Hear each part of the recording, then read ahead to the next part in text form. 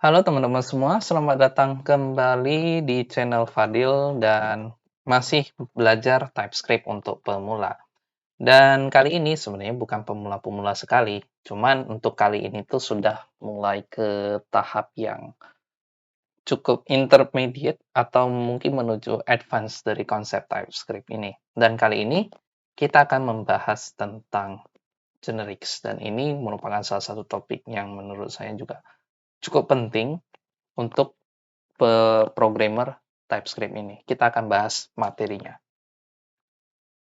Nah, apa itu generics? Generics ini adalah salah satu fitur pada TypeScript yang memungkinkan kita untuk mengirimkan tipe data secara dinamis pada suatu fungsi, kelas, maupun interface. Jadi, kalau biasanya kita membuat fungsi, kita mengirimkan argumen berupa nilai, nilai primitif maupun nilai non-primitif. Tapi untuk generik ini, kita mengirimkan tipe, bukan lagi nilai yang kita, selain nilai yang kita kirimkan di argumen ya. Tapi untuk generik yang kita kirimkan atau yang kita passing ketika kita memanggil fungsi ataupun interface, baik menggunakan interface maupun membuat suatu konstruktor kelas, itu kita kirimkan tipe datanya. Nah, sebuah fungsi kelas maupun interface itu dapat memiliki tipe data yang berbeda di dalamnya ketika dipanggil. Dan ini tipe data yang berbeda inilah yang kita buat atau yang kita deklarasikan itu secara generik atau general atau yang lebih mudahnya kita buat fungsi ini sifatnya umum. Oke. Sifatnya umum di mana kita menyediakan sebuah tempat. Nah, sebuah tempat ini nantinya itu akan menerima tipe data ketika fungsi kelas maupun interface ini dipanggil. Ya, mungkin teman-teman mulai cukup mungkin masih bingung tapi sudah mulai dapat big picture-nya atau gambaran kasarnya. Nanti kita akan coba praktekin. Cuma kita selesaikan dulu pembahasan tentang generics. Nah, apa karakteristik dari tipe generik? Pertama, ketika kita membuat generik, kita gunakan tanda kurung sudut atau tanda lebih kecil ataupun lebih besar dari. Nah, di tengah-tengahnya di sini itu ketika kita mendeklarasikan atau membuat suatu generik, di dalamnya nanti kita akan membuat sebuah variabel. Nanti variabel ini akan dikirimkan, yang dikirimkan adalah tipenya. Itu menggunakan tanda kurung sudut. Kemudian, generik ini bisa kita batasi lagi atau bisa kita lakukan constraint dengan menggunakan keyword extends. Jadi extends ini juga bisa kita gunakan di dalam tanda kurung sudut ini nanti. Untuk apa? Untuk membuat constraint di dalamnya. Nah, apa alasan menggunakan generik? Kenapa generik ini harus kita gunakan? Pertama, dia reusability. Artinya, kita bisa membuat satu logic, tapi logic tersebut itu bisa kita gunakan di berbagai tempat, gitu. Kemudian flexibility. Nah, karena tadi kita sudah membuat fungsi dengan tipe tipe yang akan kita buat adalah generik, maka ketika kita memanggil fungsi tersebut, kita akan mengirimkan tipe data di dalam setiap fungsi bodinya. Dan juga tipe yang kita kirimkan ke dalam fungsi tersebut itu sifatnya fleksibel. Jadi kita bisa mengirimkan tipe apapun di dalam argumen si generik tersebut. Kemudian type safety. Ini sangat jelas ya ketika kita sebenarnya lebih kurang sama prinsipnya ketika kita gunakan TypeScript. Nah, dengan generik ini kita juga bisa mengamankan pengecekan tipe data di dalam fungsi ini. Jadi, ketika kita mengirimkan tipe sebagai argumen, maka sebelum fungsi ini dieksekusi secara utuh, pertama, tempat yang ingin dimasuki tipenya, itu dia juga akan melakukan pengecekan tipenya terlebih dahulu gitu. Jadi lebih safety untuk atau lebih aman dalam soal pengecekan tipe data. Dan juga yang terakhir adalah performa kode base kita atau source code kita itu menjadi lebih baik. Jadi kita hanya mendeklarasikan sekali aja fungsi dengan tipe yang bisa diterima secara fleksibel, dan kita bisa menggunakan satu logika tersebut untuk digunakan di beberapa tempat. Nah, tanpa berlama-lama, langsung saja kita implementasikan codingannya. Oke, baik. Silakan dibuka kembali Visual Studio Code-nya. Dan seperti biasa, buatlah folder ke-18 namanya generics, dan kita buat satu file namanya index.ts. Nah, tadi kita akan membuat generic dengan menggunakan tanda kurung sudut. Oke, sekarang kita mulai dengan membuat generics. Nah, kita akan buat satu contoh yang sederhana sekali. Nah, di sini kita akan buat sebuah row function ya. Teman-teman kalau mau gunakan function declaration atau function expression juga silakan. Cuman kali ini kita akan gunakan notasi modern dari ES6 yaitu row function. Misalkan kita mau buat fungsi yang namanya cetak. Cetak misalkan ID ya, yang menerima parameter yaitu misalkan di sini ID. Tipenya string. Kemudian di dalamnya kita langsung console log seperti biasa ya, console log ID di sini. Nah, sekarang kita ini sebenarnya kita belum menerapkan generic, cuman nanti kita akan terapkan generic ini. Oke, ini saya hapus dulu komennya biar teman-teman tidak bingung. Nah, sekarang kita coba panggil fungsi cetak ID, kemudian kita isi argumen dengan ID yang tipenya harus string, misalkan ASD. Ini terserah saja ya. Nah, sekarang kita akan coba eksekusi dulu. Ini teman-teman bisa gunakan terminal yang ada di dalam VS Code ya. Jadi di sini ke View, kemudian klik terminal, atau teman-teman bisa gunakan shortcut Control, kemudian diikuti dengan tanda backtick. Nah, setelah itu ini terminalnya sudah dibuka, dan kita akan melakukan kompilasi dan hasilkan file output index.js. Masih ingat teman-teman? tsc, kemudian apa? Index.ts, kemudian apa lagi? Ini no apa? No, supaya kita tidak mengemit file JavaScript kalau ada error, no emit on error. Setelah itu kita jalankan juga node index.js.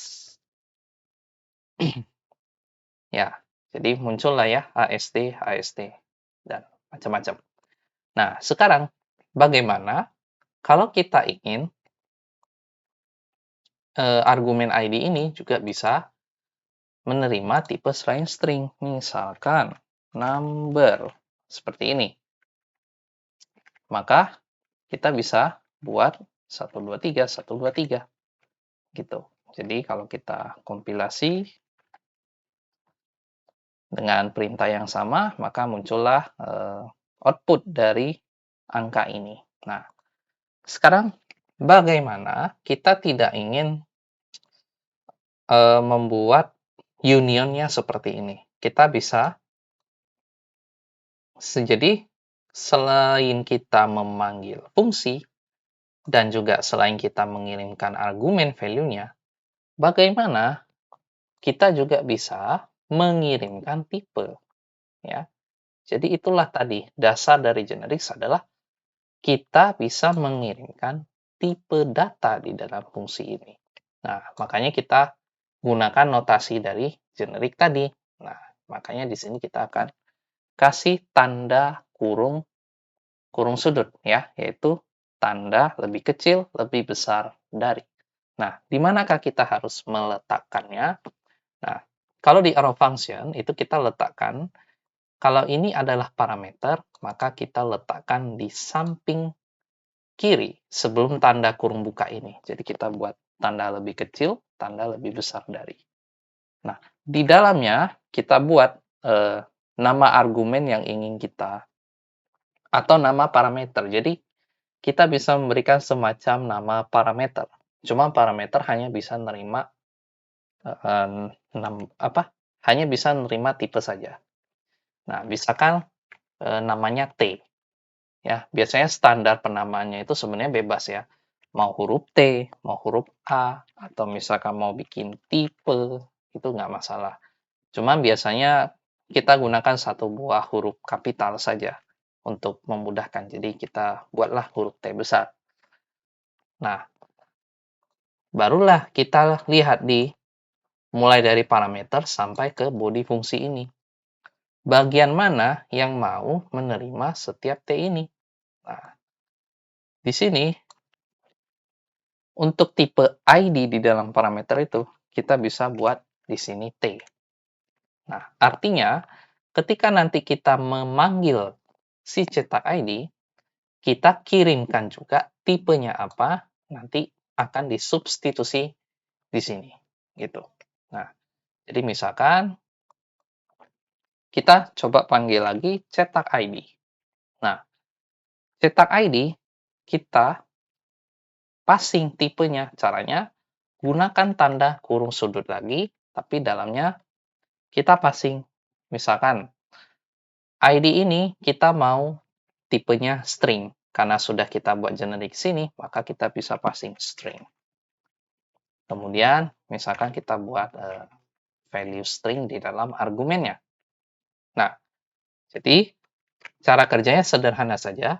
Jadi di sini fungsi cetak ID akan mengirimkan tipe string, ya. Jadi kita akan kirimkan setiap T ini, maka di dalam sini juga tipenya string. Berarti setiap T dia adalah string. Itu artinya kalau kita set dia ini string. Maka bisa kita bilang argumen ID atau parameter ID ini dia akan menerima tipe string, yaitu si T ini. Si T ini tergantung apa yang kita kirimkan di sini. Gitu. Nah, bagaimana kalau kita ganti menjadi number? Nah, tentu ini kode tidak valid ya. Karena kita kirimkan setiap T adalah number, sedangkan yang kita kirimkan parameternya atau argumennya itu bukan berupa number. Makanya tidak bisa diassign ke tipe yang number. Harus yang sesuai gitu. Misalkan seperti ini. Ya, contohnya seperti itu untuk penerapan tipe generik. Dan sebenarnya juga bisa lebih dari satu ya. Kalau kita mau buat argumen generiknya lebih dari satu, bisa. Kita bisa tambahkan tanda koma di sini.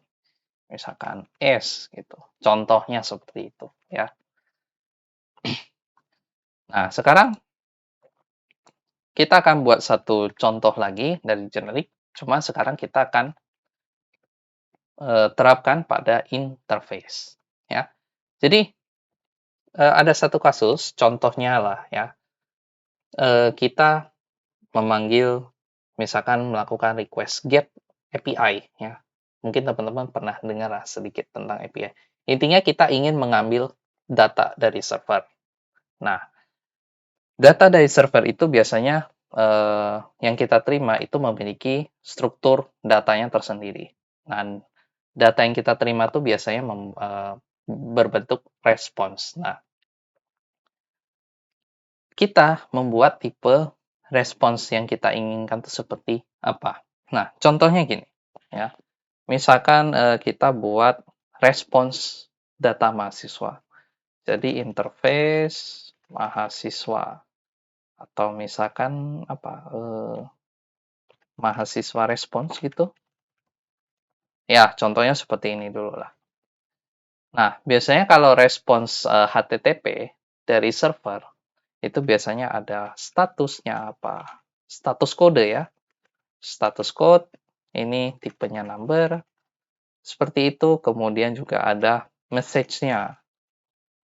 Baik sukses maupun baik berhasil maupun tidak berhasil, dia akan mengirimkan pesan string. Seperti ini. Nah, namun di sini yang terpenting dari data respons dari mahasiswa biasanya dia memiliki ya data itu sendiri ya. Misalkan kita memiliki struktur data nama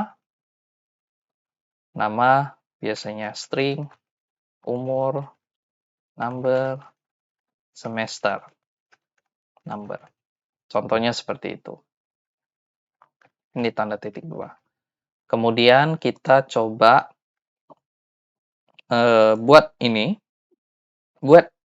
lebih baik kita buat ke satu interface lagi. Jadi kita buat sebuah interface mahasiswa. Nah, interface mahasiswanya kita cut aja apa yang ada di dalam data. Kita paste seperti ini. Jadi ini tinggal kita manggil mahasiswa. Mahasiswa respons misalkan. Nah, misalkan kita bukan hanya kita ingin butuh data mahasiswa respons. Misalkan kita juga butuh mata kuliah ya. Mata kuliah respons. Dengan struktur wajib ada status code juga. Dan juga wajib ada message juga gitu. Yang berbentuk string. Kemudian datanya kita buat lagi interface mata kuliah. Yang berupa kode mata kuliahnya, nama mata kuliahnya misalkan, kemudian SKS, atau mata kuliah tersebut dijalankan pada semester berapa. Kemudian misalkan di sini juga ada SKS ya. SKS number. Contohnya seperti itu. Jadi kita gunakan struktur interface dari mata kuliah. Nah, kalau teman-teman lihat bahwa ada pengulangan kode di sini, yaitu ada mahasiswa respons dan mata kuliah respons, di mana strukturnya dia sama-sama memiliki status code, message, ini ada status code, ada message, dan sama-sama punya data. Nah, permasalahannya adalah bagaimana kita mengulangi redundansi atau pengulangan ini gitu. Sedangkan kalau kita lihat tipe status code dan message ini sama-sama punya number, sama-sama punya string. Tapi kita ingin sebuah cara bagaimana si key data ini atau si properti data ini dapat menerima tipe secara dinamis hanya dengan sekali deklarasikan saja, sekali pendeklarasian interface saja. Jadi kita tidak perlu membuat lagi lebih dari satu atau dua interface hanya untuk status code, message yang sama, namun datanya berbeda tipenya. Bagaimana caranya? Makanya kita juga bisa menambahkan generic pada interface ini. Nah, bagaimana cara kita membuat generic pada interface? Nah, sekarang kita akan membuat sebuah interface dengan nama yang lebih generik, lebih umum. Misalkan response. Contohnya seperti itu. Kita buat interface yang namanya response, oke? Nah, tadi kita lihat struktur yang sama itu status code, message, dan data, oke? Kita buat status code, number, message-nya string, dan juga data. Nah, kita harus berpikir juga ya, data ini kan untuk mahasiswa respons dan mata kuliah respons itu bisa bertipe apapun. Jadi kita ingin data ini bisa memiliki tipe yang dinamis. Jadi bisa menerima tipe apapun. Oke? Nah, disinilah kita membuat generik di responsnya. Jadi, kita sediakan sebuah tempat di dalam data ini bahwa data ini bisa menerima tipe apapun. Oke? Nah, kita buat di sini T saja ya. Nah, T ini kita buat lagi untuk generik seperti contoh di function tadi. Jadi, setelah nama interface, kasih tanda kurung sudut, kemudian di dalamnya buatlah di sini T. Seperti itu. Eh, sebentar, benar nggak nih kalau interface seperti ini? Oke, bentar saya baca dulu. Identical. Oke. Ini biasanya sih unknown. Ya. Nah, jadi kalau membuat seperti ini, T tipe defaultnya adalah unknown. Ya. Nah, kenapa tadi error? Pertama, tipe T ini kita lihat dia adalah properti yang required, artinya wajib. Ketika wajib, maka T ini harus dipassing. Nah, biasanya kalau datanya sifatnya opsional, kalau kita kasih tanda tanya, ini masih error. Oke, berarti memang kita harus berikan defaultnya unknown. Oke. Nah, sekarang bagaimana kita menerapkan respons ini gitu. Nah, oke, sekarang ini bisa kita hapus dua buah interface mahasiswa respons dan mata kuliah respons. Oke. Nah, misalkan kita buat cons, ya, cons, misalkan di sini mahasiswa respons. Ini kita buat example datanya. Ya. Dengan tipe yang diterima adalah pertama panggil si generiknya, response. Kemudian, apa yang ingin kita kirimkan ke dalam T ini? Supaya T ini juga menyesuaikan apa yang diterima di sini. Nah, berarti kita tinggal kirimkan saja tipe struktur mahasiswa ini. Mahasiswa. Seperti ini. Barulah kita bisa buat. Begitu. Ikuti struktur status code. Misalkan 200. Kemudian message. Success. Kemudian di sini data. Nah, data di sini tipenya adalah si mahasiswanya. Karena kita kirimkan mahasiswa ke dalam T ini dan T ini menerima tipe mahasiswa pula. Gitu. Nah, di sini kita akan membuat nama, umur, dan semester. Nama, misalkan umur di sini 25, semester misalkan 6. Ya. Contoh aja sih ini. Nah, sekarang kita lihat lagi apa yang error. Oh, ini respons ini sebenarnya bentrok sama tipe bawaannya TypeScript. Jadi kita jangan bikin respons karena ini reserve keyword, jadi kita harus ganti dengan sesuatu. Misalkan respons ini respons interface saja lah, supaya lebih mudah dan tidak membingungkan. Ya. Kadang-kadang reserve keyword yang interface yang sudah ada itu tidak perlu kita importkan. Kadang-kadang ya. Oke? Oke, sekarang kita buat seperti ini, jadi dia tidak bentrok sama reserve keyword. Artinya tadi kalau kita hapus unknown-nya, ya kita masih bisa membuatnya seperti ini juga. Supaya, ya artinya apa yang ingin kita berikan ke dalam argumen generic ini ya sifatnya wajib. Kalau kita hapus, maka di sini dia butuh satu type argumen. Ini adalah type argumen sebutannya, atau type parameter. Kalau ini type argumen. Seperti itu, mahasiswa. Nah, teman-teman juga bisa bikin. Ini juga berlaku untuk mata kuliah respons. seperti ini. Jadi response interface mata kuliah yang kita kirimkan. Baru teman-teman lakukan hal yang serupa. Ya, ini kita copy aja. Yang membedakan tadi adalah data, gitu ya. Misalkan ini apa? Kode. Misalkan MK1101 ya, saya juga nggak tahu persis ya. Nama mata kuliahnya misalkan dasar pemrograman. Dan satu lagi adalah semesternya 1.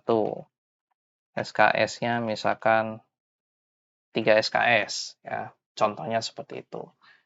Nah, bahkan teman-teman juga sebenarnya bisa menyimpan tipe ini ke dalam type alias ya. Kita misalkan bikin type alias, misalkan mahasiswa respons sama dengan, nah di sini kita bisa cut aja dan kita tinggal panggil mahasiswa respons.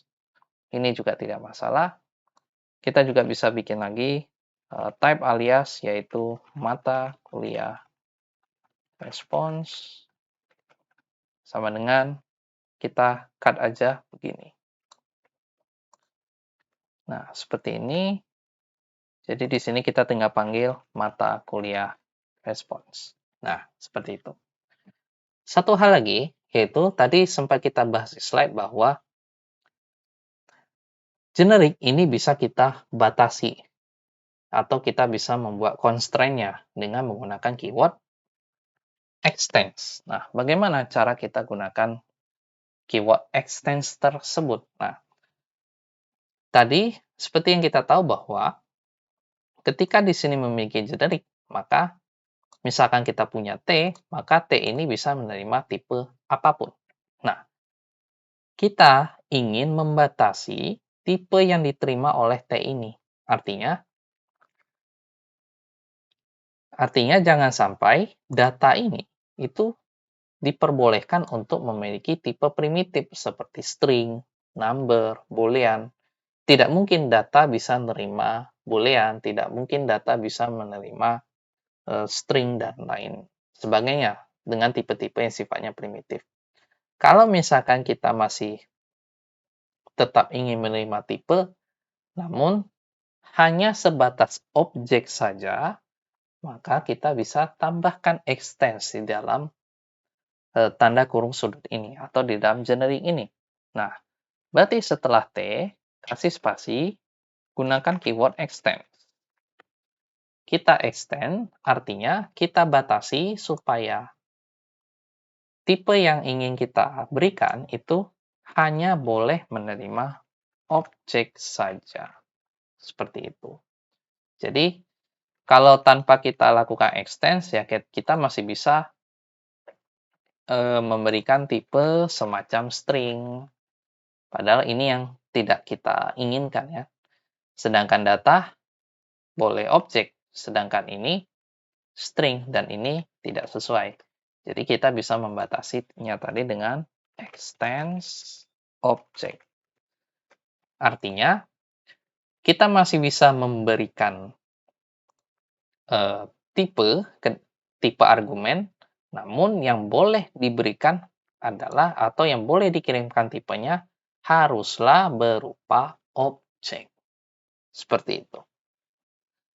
Nah, jadi kalau misalkan kita coba-coba, misalkan nih mata kuliah respons 2 ya, cuman di sini datanya yaitu berupa string. Misalkan basis data, kayak gini aja. Kayak gini aja sudah tidak boleh gitu. Jadi harus kita batasi. Nah, bagaimana dengan array? Kalau misalkan kita ingin menerima datanya lebih dari satu, nah kita coba tambahkan kurung siku seperti ini. Nah, kalau kita coba bungkus ke dalam kurung siku seperti ini, boleh-boleh saja, asalkan tadi yang diterima itu adalah objek. T itu adalah objek. Namun, walaupun di sini adalah tipe array, yang terpenting adalah apa yang diterima di sini, gitu. Jadi mau array artinya bisa objek saja atau array of object saja juga tidak masalah. Jadi seperti itulah penerapan dari generik. Semoga teman-teman bisa mengerti. Sekian pembahasan kita pada video kali ini. Semoga teman-teman bisa memahaminya dan semoga bermanfaat. Sampai jumpa di video selanjutnya.